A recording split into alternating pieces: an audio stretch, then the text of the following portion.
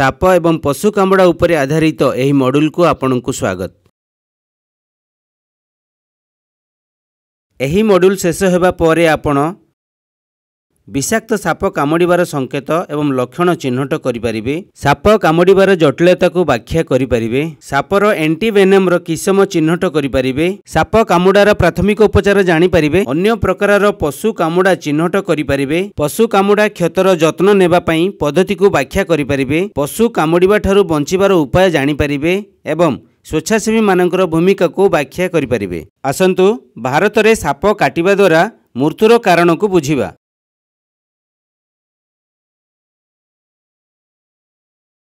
भारत में प्रति वर्ष साप कामुड़ा कारण अनेक मृत्यु घटी थाए। यह तीनोटी मुख्य कारण हेतु घटे।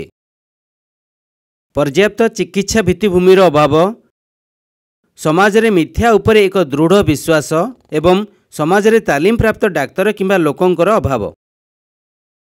आपण जानिचंती कि दुनियार समुदाय साप प्रजातिर मात्र 20% विषाक्त अछंती, बाकी 80% साप विषाक्त नुहंती।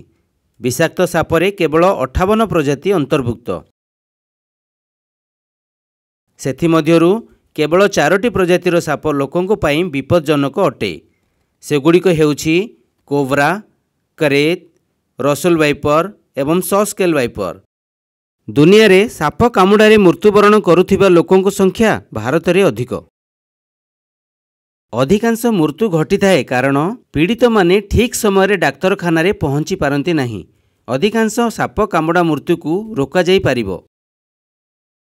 भारत रे प्राय 300 प्रजातिर साप अछंती।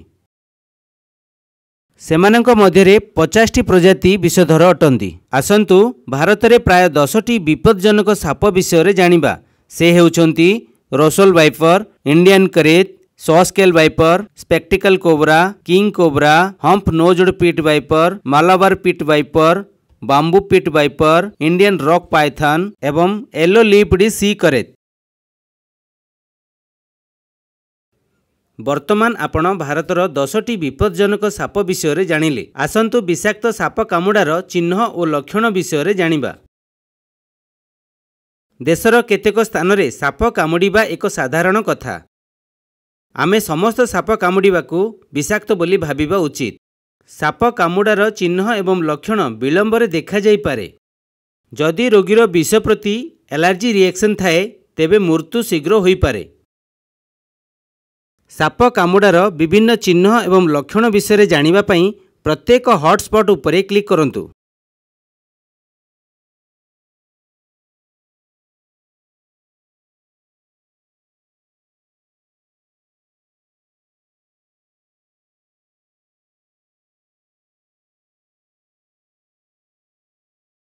जेहेतु आपण वर्तमान विषाक्त साप कामुड़ीबार चिन्ह और लक्षण विषय जानिल, मोते साप कामुड़ीबार जटिलता विषय कहबाकू दियो।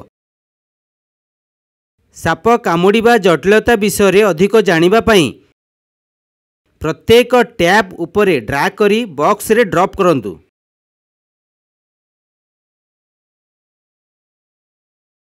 साप कामुड़ीबा कारणरू होई पारे भासस्पाज्मा किंबा कॉर्नरी धमनी थ्रोम्बोसिस कारणरू मायोकार्डिया इन्फारेक्शन, हृदरोग व्याघात, फुसफुस एडिमा, हाइपोटेंशन, स्नायुगत जटिलता, यह सहित स्ट्रोक, पैरालिसिस, फोटोसिस, चक्षु रोग एवं श्वासक्रिया रे विफलता।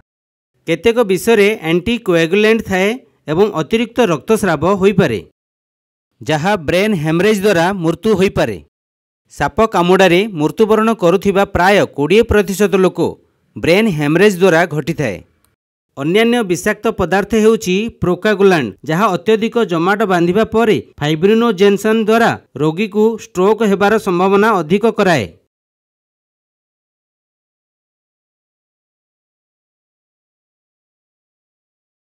साप विषर विषाक्त प्रभाव विषरे थिबा प्रोटीन एवं अणप्रोटीन उपादान जोगु होई थाए। पीड़ितंक शरीरर इन्फ्लेमेटरी प्रतिक्रिया द्वारा यह आहुरी जटिल होई पारे। यह लाल रक्तकणिका, धला रक्तकणिका, पैटलेट एवं कंकाल मांसपेशी को क्षति पहुंचाई थाए। एही विष भास्कुलार एंडोथेलियम, पेरिफेरल शेष स्नायु एवं मायोन्यूरल जंक्शन उपरे मध्य प्रभाव पकाई थाए।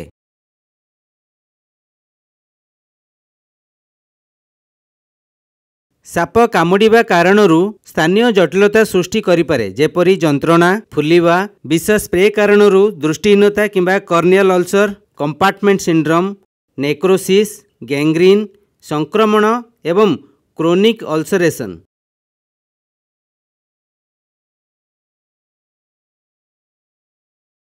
वर्तमान सुधा आपण साप कामुडिबार जटिलता विषय जानिले। परवर्ती समय उपलब्ध विभिन्न एंटीवेनम सेरम विषय जानिबा। वर्तमान साप कामुडिबा पई प्राथमिक चिकित्सा विषय जानिबा। साप कामुडिबा पई प्रथम चिकित्सार मूलदुआ हेउछि एंटीवेनम देबा। साप कामुडिबा परे आमर प्रतिरक्षा प्रतिक्रिया को बढ़ाई एंटीवेनम काम करे। साप विष सहित घोड़ा किंबा मेंढा परी प्राणी मानकु प्रतिरोपण करी एंटीवेनम तैयारी करा जाए। एही प्राणी मानकर शक्तिशाली प्रतिरक्षा प्रणाली अछि एवं शक्तिशाली एंटीबॉडी उत्पादन करे, जहाँ सापर विषर किछि अंश सहित बांधी होई पारे, जहाँ आम शरीर विषाक्त पदार्थ को बाहर करने को देई थाए। दाता प्राणी मानक ठारू उत्पादित प्लाज्मारू एंटीबॉडी गुड़िक शुद्ध एवं अम्ल करी एंटीवेनम प्राप्त हुए। भल गुणवत्ता एंटीवेनम वास्तव में जीवन एवं मृत्यु मध्य पार्थक्य सृष्टि करिपारे। दुई प्रकार एंटीवेनम सेरम अछि, सेगुड़िक हेउछि मोनोभैलेंट बा मोनोस्पेसिफिक प्रजाति, पॉलीभैलेंट बा बहु निर्दिष्ट प्रजाति। WHO सुपारिश अनुजाई साप कामुडिबा पई सबुठारु प्रभावशाली एकमात्र प्रशासनिक चिकित्सा हेउछि मोनोस्पेसिफिक प्रजाति बा ASB। एही चिकित्सा साप कामुडिबा पीड़ितंक पई सर्वदा उपलब्ध नुहे। एहार कारण हेउछि एहार मूल्य अधिक, उपलब्धता कम एवं साप को सठिक भाव में चिन्हिबा कष्टकर। भिन्न भिन्न साप विष को प्रतिरोध करिबा पई पॉलीवैलेंट बा पॉलीस्पेसिफिक एंटीवेनम डिजाइन करा जाइछि। तेणु सेगुड़िक भौगोलिक क्षेत्र में साप चयन विरुद्ध रे एक प्रभावशाली चिकित्सा प्रदान करिपारिबे। आशा करा जाए जे पॉलीवैलेंट एंटीवेनम बा PAV ग्रहण कले विषाक्त सापर प्रतिक्रिया ह्रास पाई थाए। परवर्ती समय आसंतु साप कामुडिबा पई प्राथमिक चिकित्सा विषय जानिबा।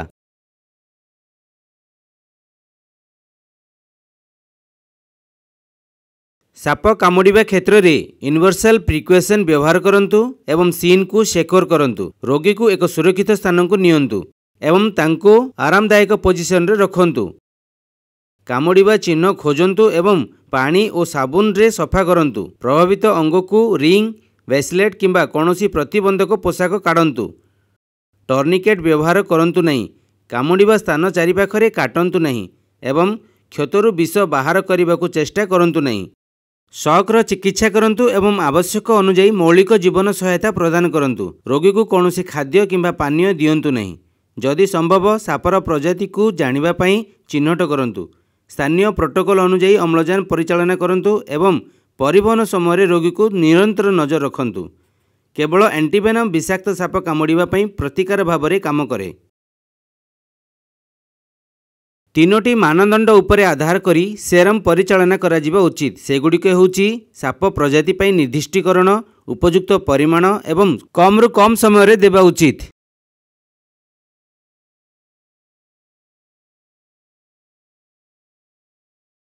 उपयुक्त विकल्प चयन करी प्रश्नर उत्तर दियो एवं दाखल बटन उपरे क्लिक करो।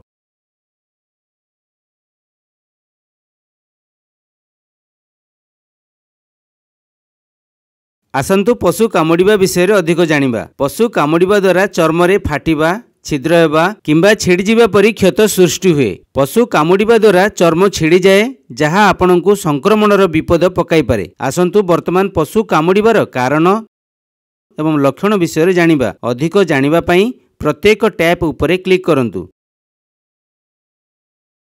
अधिकांश पशु कामुडिबा गृहपालित पशु मानक ठारू होइथाए। कुकुर कामुडिबा साधारण एवं यह प्रायतः पिला मानक सहित होइथाए।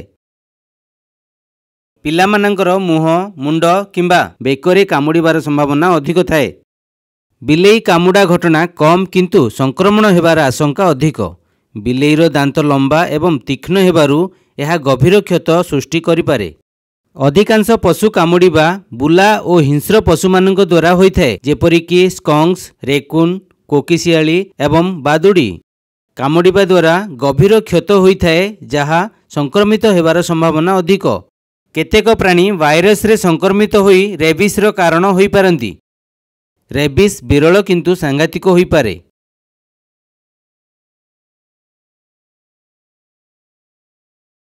ପଶୁ କାମୁଡ଼ିବା ଦ୍ୱାରା ଯନ୍ତ୍ରଣା, ରକ୍ତସ୍ରାବ, ଶୂନ ପଡ଼ିବା ଏବଂ ଝିମା ହୋଇପାରେ।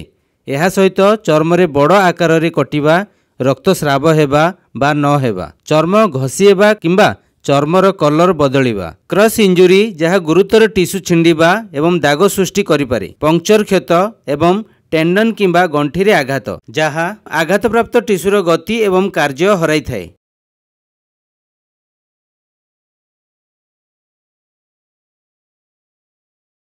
ତାପରେ ଆସନ୍ତୁ କ୍ଷତର ଯତ୍ନ କିପରି ନେବେ ତାହା ଜାଣିବା।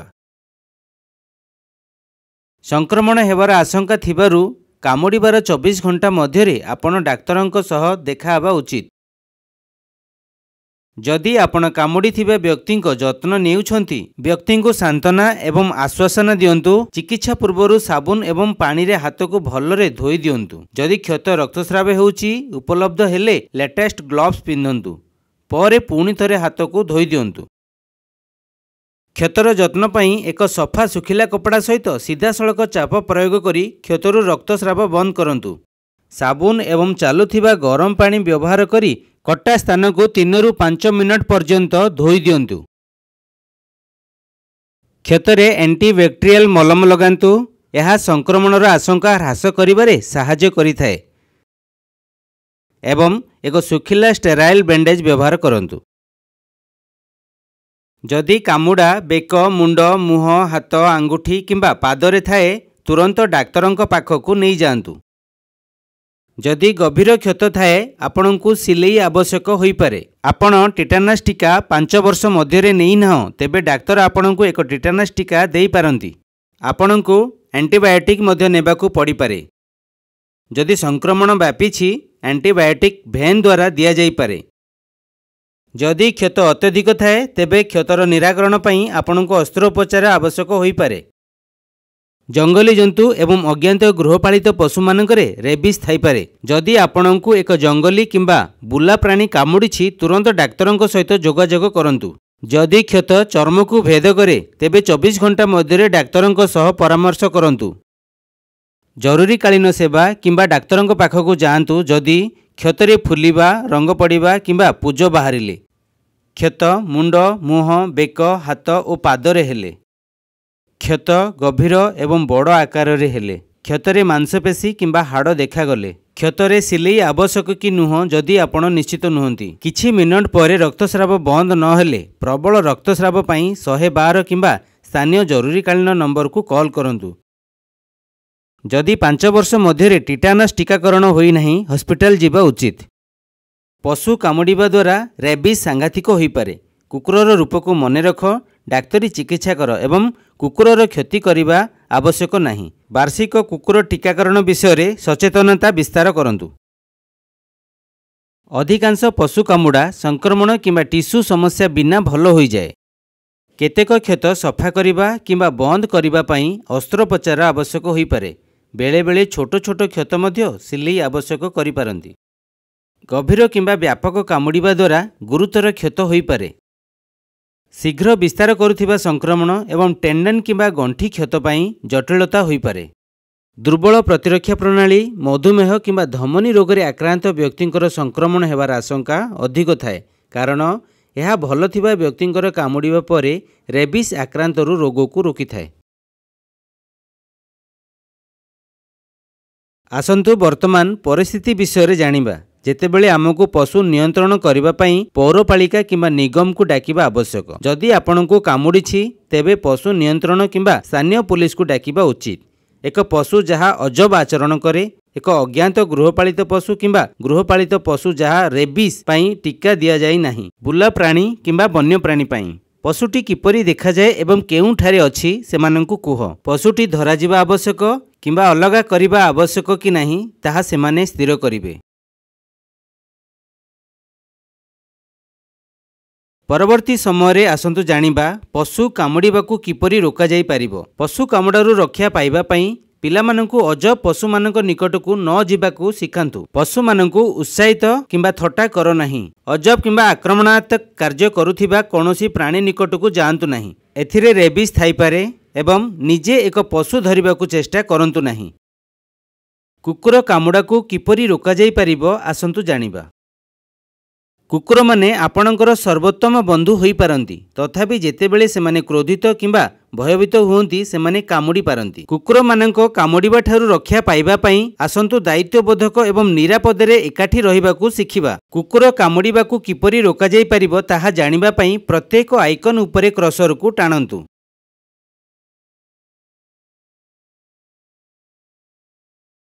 कुकुर मानंकु हैरान कर नाही किंबा भयभीत कर नाही, विशेष करी जेतेबेले सेमाने खाउछंती किंबा बंधा जाइछि। कुकुर मानंकु विचलित कर नाही जेतेबेले सेमाने खेलणारे खेलुछंती, गाड़ीरे अछंती, बाड़ पछरे अछंती, सोइबा एवं असुस्थ थिबा बेले।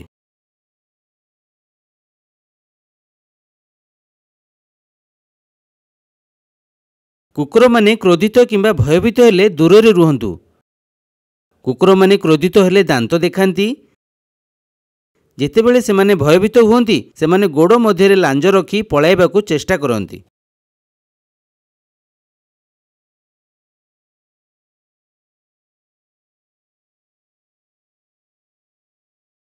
जदि गोटे कुकुर आपणक पाखकू आसे एवं से आपणक सामना करू नाहांती तेबे घुंचंतु नाही। एक गछर गंडी परी छिड़ा हुओ। जदि तुमे तळे पड़ी जाओ स्थिर एवं पत्थर परी भारी रुह।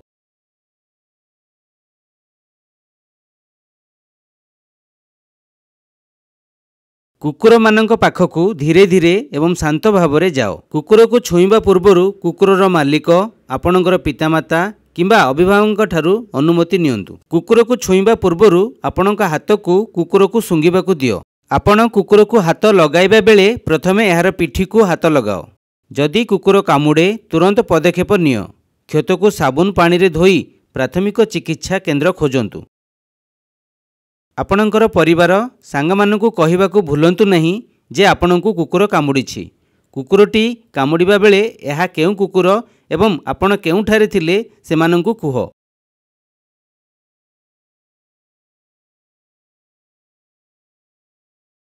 वर्तमान स्वेच्छासेवी मानंकर भूमिका विषय रे जानिबा। स्वेच्छासेवी माने उद्धार कर्मचारी को हाथरे किंबा स्ट्रेचर रे आहत मानंकु स्थानांतरण करिबारे सहाय्य करि परिबे। स्वेच्छासेवी माने डाक्तरी कर्मचारी को बेसिक लाइफ सपोर्ट बजाय रखिबारे सहाय्य करि परिबे। पशु कामुड़िबा क्षेत्र में स्वेच्छासेवी माने पीड़ितंकर मनोबल को बढ़ाई पारिबे। स्वेच्छासेवी माने सचेतन हेबा उचित जे केतेक रोगी अवस्था स्वतंत्र कौशल आवश्यक करे जहा आघात को गंभीर न करिबा पई। एभली परिस्थिति रे सेमाने डाक्तरंक अपेक्षा करि पारिबे।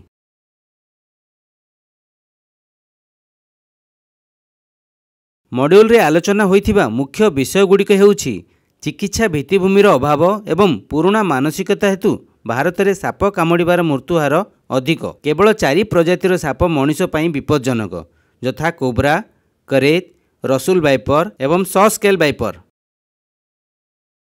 सापर विष रक्तकणिका, मांसपेशी एवं स्नायु को क्षति पहुँचाए। साप कामुड़िबा द्वारा हृदरोग, श्वासक्रिया एवं स्नायुगत जटिलता देखा जाए। पशु कामुड़िबा मध्य संक्रमणर कारण होई पारे। कुकुर माने क्रोधित किंबा भयभीत हेले दूर रे रुहंतु। गभीर क्षत पई आपनकु सिलेई, एंटीबायोटिक एवं टिटानस आवश्यक होई पारे जदि आपण गत 5 वर्ष रे गोटिए टीका भी नहीं नाहंती।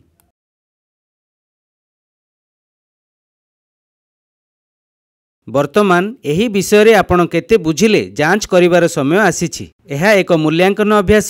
समस्त प्रश्न पई समान मूल्य रहिछि। परीक्षा रे उत्तीर्ण हेबा पई आपणको अति कम रे 60% मार्क रखिबाकू पड़िबो। प्रश्न गुड़िक भल भाबरे पढ़ंतु एवं उपयुक्त विकल्प चयन करंतु।